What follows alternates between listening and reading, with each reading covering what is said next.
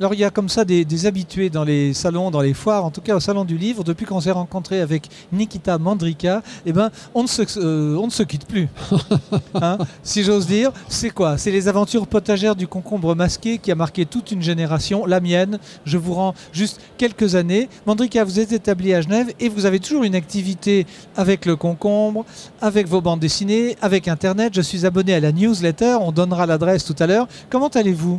Mais je vais très bien, mais seulement je ne sais plus où je suis, je ne sais plus qui je suis, et je ne sais plus où je vais. Mais ça, c'est vos rêves. Juste avant de tourner, vous me racontiez votre rêve. Je me demande si je ne vais pas vous le redemander en version rapide. Il y a des interprétations pour cela. Ah oui, je suis dans une maison qui semble être attaquée.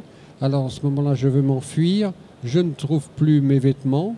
Et je me retrouve brusquement dans un train qui va je ne sais où, tout nu.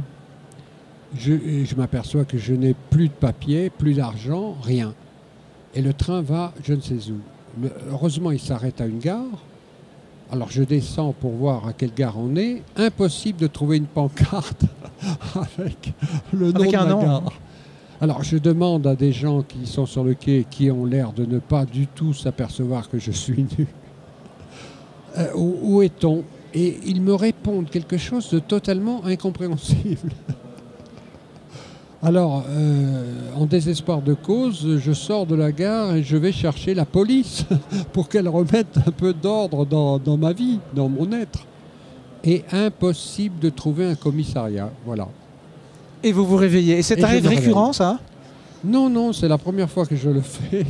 Et on va retrouver ça en dessin. Peut-être ça fait penser au rêve avec les éléphants qui jouent au bowling à l'étage d'au-dessus. Ah oui, oui, oui. C'est un des thèmes d'ailleurs du concombre masqué. Et finalement, il vit dans le désert. Il n'a pas de nom. Il est un concombre, c'est tout. Oui. Et il est masqué. Donc on ne peut pas savoir qui il est. Lui-même ne sait pas qui il est. C'est votre préoccupation philosophique de base. Si, il y a Chouraf qui rappelle quand même la réalité. Il va y avoir du suicide dans l'air, dit-il, Prochniak, ce que vous signez de temps à autre quand on s'écrit. La bande dessinée est-elle en mutation, la bande dessinée évidemment engagée, celle qui se fiche de tout, avec respect mais irrespect? Oui, assez, parce que je me suis plongé un moment dans Lao Tse et Chuang Tse, dans le taoïsme, et je me suis aperçu que j'y étais. J'étais dans le Tao sans le savoir. Et je me suis dit, ah ben tiens, il faut que je fasse des histoires à partir de ça, comme les petits contes qu'il y a dans Chuang Tse, des petits contes, des petits apologues avec une petite moralité. Et donc, j'ai commencé à faire chez Alain Bollet les petits carnets avec des thèmes comme ça. Parce que la saison nous y oblige et les événements. Est-ce que vous êtes Charlie? Est-ce que vous avez emprunté ce grand train? Je vous sais un peu réticent à ces grands mouvements. Ah non, non, je ne veux pas participer à Je suis Charlie. Parce que, oh là, ça serait...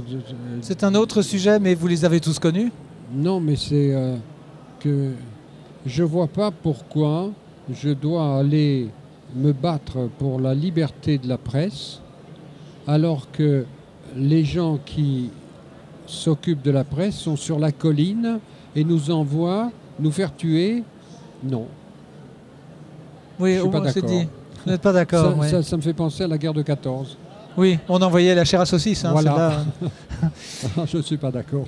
Merci beaucoup. Alors qu'on sait que vous avez connu la totalité le plus âgé est Wolinski, bien sûr. Oui, j'ai connu Cabu et Wolinski, que j'aimais beaucoup, et je regrette qu'ils se soient retrouvés dans cette horreur.